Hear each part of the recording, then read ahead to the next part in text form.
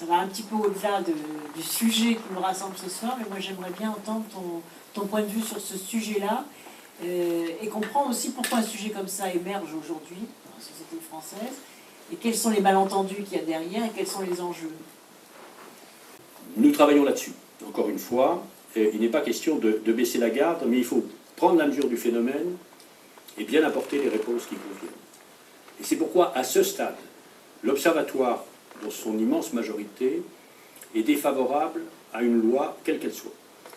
Je l'ai dit à propos de l'affaire de la crèche Babylou, parce que nous pensons qu'une délégation de service public, sachant qu'elle touche 80% de fonds publics, aurait permis d'imposer une stricte neutralité, sans qu'il soit besoin d'une nouvelle loi.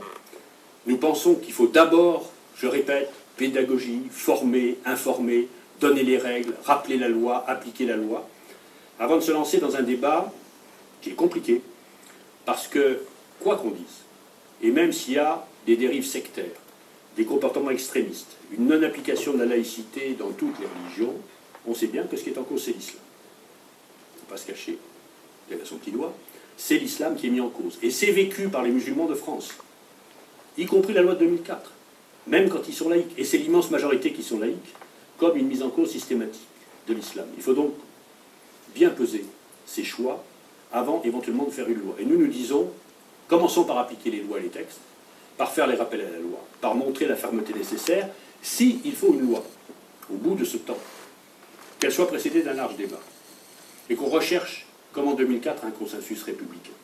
Que ce soit la loi de tous les républicains, et pas la loi d'un camp politique contre un autre. Et en même temps, nous sommes affrontés, je le disais, à des phénomènes graves qui ont un lien avec la laïcité, mais qui ne sont pas la laïcité. Il y a une tendance, dans le réflexe politique, du discours public, dans la presse, à appeler laïcité tous les problèmes et à appeler laïcité toutes les solutions. Les problèmes d'ordre public ne sont pas strictement des problèmes de laïcité. Les problèmes qu'on a vus avec cette rumeur folle qui a circulé sur la théorie du genre n'est pas que, ou pas d'abord, un problème de laïcité. Il y a les problèmes de ségrégation, il y a les problèmes économiques, il y a les problèmes de discrimination, il y a les problèmes de zones de délinquance autour de la drogue, il y a les échecs de l'intégration. Tout ça, naturellement, à voir. Mais il faut régler ces problèmes-là par des politiques publiques. Il faut régler ces problèmes-là par une fermeté dans l'application de l'ordre public et ne pas attendre de la laïcité que sa proclamation ou des lois nouvelles permettent de régler tous les problèmes. Cela étant dit, au bout de ce presque un an de mandat, je reste et nous restons prudemment optimistes. Pourquoi?